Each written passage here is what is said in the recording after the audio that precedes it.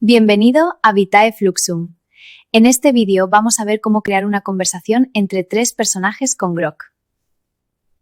Además, os enseñaré paso a paso cómo hacerlo, para que los personajes puedan hablar exactamente cuando vosotros queráis. Hoy vamos a probar algo nuevo con inteligencia artificial. ¿De verdad puede mantener una conversación? Sí, y lo más interesante es que podemos controlar cuándo habla cada uno. ¿Y cómo sabemos quién tiene que hablar en cada momento? Simplemente lo indicamos en el prompt. Así podemos crear conversaciones entre personajes de forma muy fácil. Con la imagen ya preparada en Grok, copiamos el prompt y lo pegamos para generar la escena. Hoy vamos a probar algo nuevo con inteligencia artificial. ¿De verdad puede mantener una conversación? Sí, y lo más interesante es que podemos controlar cuándo habla cada uno. Una vez generado el primer vídeo, vamos a extender la escena. Para hacerlo, pulsamos en los 3 puntos que aparecen en el vídeo. Después, seleccionamos la opción Extender vídeo. Ahora, simplemente copiamos el segundo prompt y lo pegamos para continuar la escena desde el último fotograma. Y este es el resultado final del vídeo generado con Grok. Hoy vamos a probar algo nuevo con inteligencia artificial.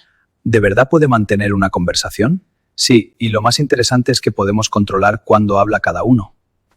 ¿Y cómo sabemos quién tiene que hablar en cada momento? Simplemente lo indicamos en el prompt. Así podemos crear conversaciones entre personajes de forma muy fácil.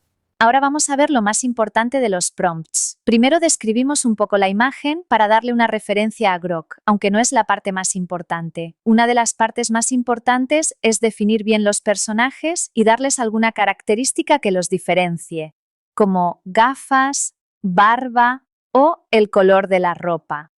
También es importante indicar el idioma de las voces para que hablen correctamente. En la escena definimos quién habla y durante cuánto tiempo.